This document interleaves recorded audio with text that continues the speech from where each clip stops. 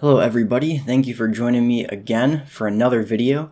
In this video I will be going over on how to draw the eye. This is a digital painting of a reference photo that I grabbed from Pinterest, and I'm going to be drawing the eye in Photoshop. So I started out with doing a quick sketch of the framework of the eye, got the upper eyelid, the bottom eyelid, and I'm just sort of constructing the overall form right now. Just drawing in the outlines, making sure that it's symmetrical, proportional, all that stuff is important. And as you can see, I have the reference directly to the left of this Photoshop file, and it's kind of going to help not only me, but you guys watching this video to understand my process.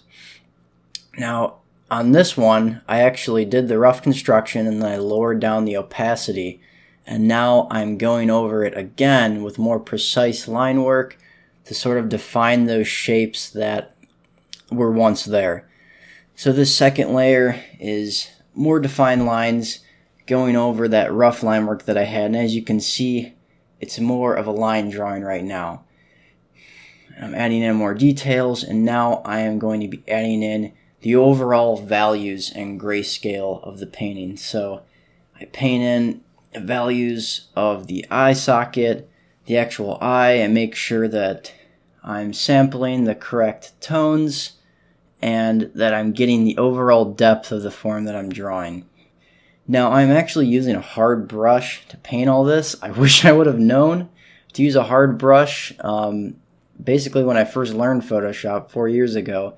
But anyways, a hard brush really helps out in defining the form and really getting an understanding of what you're painting, because if I were to paint with a brush like this in real life on an acrylic painting, it would give me a similar effect.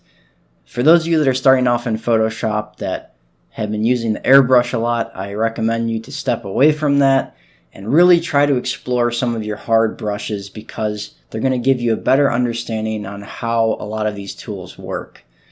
So now I'm adding in some more of the dark areas. Highlights don't come till the end part of this video, but now I'm defining the form, adding in some darks. There's a little bit of highlight there, defining the eye shape and painting in, shading in that eyelid and the top and bottom eyelid. That's important. So after that, I start to add some highlights on the rim of the bottom eyelid, and I'm starting to paint in more as I go along here. And for those of you that are wondering how long it takes to do something like this, this took me about 30 minutes to do. It's obviously sped up for the video, but this is just a good overall study to really understand what we're painting here. And I really would like to do more of these studies in the near future, because they not only help my viewers on the channel, but they help me as well. They actually help me a lot, because I've been wanting to do more studies like this. I do a lot of traditional sketchbook studies, and branching out to being more fluid in the digital realm has helped me out so much. And it's transferred over to my traditional work and a bunch of other things. So if you guys are really trying to get well-rounded, if you have the capability, I do recommend practicing consistently in both platforms.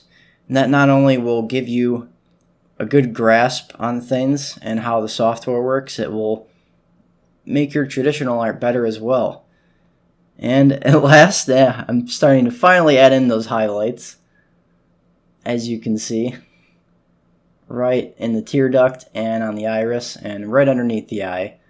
And I painted in those eyelashes pretty quickly. And now I'm just sharpening up my edges, making sure that it's polished enough for a presentable sketch and speed paint drawing. Adding in some highlights to the eyebrow, getting that finalized. And that is pretty much the conclusion of this speed paint. Thank you for tuning in, and I will see you guys for the next video. As always, have a great day.